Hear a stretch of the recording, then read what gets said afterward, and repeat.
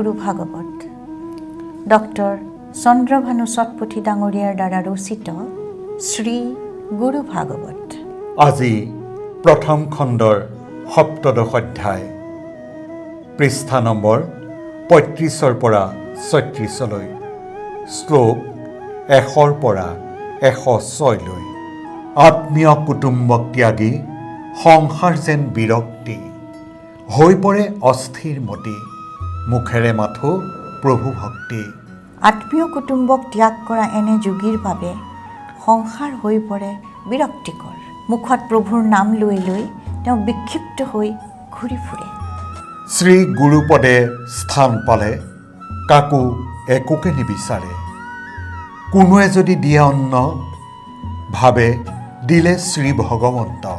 তেওঁ শ্ৰীগুৰুৰ চৰণত আশ্ৰয় পোৱাৰ পিছত কাৰো পৰা একো নিবিচাৰে। যদি কোনোৱে ভোজন দান কৰে, তেওঁ ভাবে যে সেয়া ভগৱানৰেই দান। খাদ্য বস্ত্ৰ গৃহ বা ধন, সবতে বিতৰাগ মন, মনত গুৰু নামৰ নৈ, ক্ৰমে শ্ৰী প্ৰভুৰ নাম লৈ। ভোজন বস্ত্ৰ গৃহ বা ধন সকলোৰে প্ৰতি তেওঁ বিৰক্ত হৈ থাকে। হৃদয় মনত গুৰু নাম লৈ গুৰুক স্মৰণ কৰি তেওঁ ভ্ৰমি থাকে। তেওঁ মগ্ন প্ৰভু প্ৰেমত, দুখ নাই অপমানত। গুৰু যে তেওঁৰ বিধাতা, গুৰু তেওঁৰ মাতা পিতা। প্ৰভু প্ৰেমত মগ্ন হৈ থাকোঁতেই অইন লোকৰ দ্বাৰা তেওঁ অপমানিত হয় যদিও তালৈ তেওঁ কাণসাৰ নকৰে। তেওঁৰ বাবে শ্ৰীগুৰু বিধাতা আৰু পিতৃ মাতৃৰ দৰে। প্ৰভু প্ৰেমতে আকুলিত, প্ৰভু কৃপাৰে বিগলিত, প্ৰভুকে সদায় বিচাৰে, প্ৰভু পিপাসু পলে পলে। প্ৰভু প্ৰেমতে ব্যাকুল হৈ থকা, তেওঁ প্ৰভু কৃপাৰে বিগলিত হৈ থাকে। তেওঁ প্ৰভু পিপাসু হৈ থাকি সদায় ঈশ্বৰৰ সন্ধানত ৰত হৈ পৰে।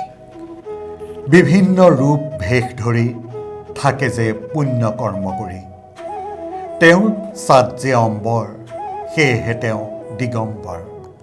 বিভিন্ন ৰূপ আৰু ভেষ ধাৰণ কৰি তেওঁ পুণ্য কৰি থাকে। তেওঁৰ চাদ হ'ল আকাশ, সেয়েহে তেওঁক দিগম্বৰ বুলি কোৱা হয়।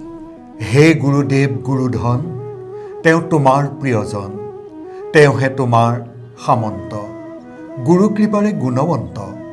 হে গুৰুদেৱ, হে গুৰুধন, তেওঁ আপোনাৰ প্ৰিয়, তেওঁ আপোনাৰ সামন্ত আৰু আপোনাৰ কৃপাৰে গুণৱন্ত। আজিলৈ ইমানতে সামৰিলোঁ। অহাবাৰ পুনৰ লগ পাম। জয় গুৰুদেৱ। জয় শ্ৰী গুৰু ভাগৱত।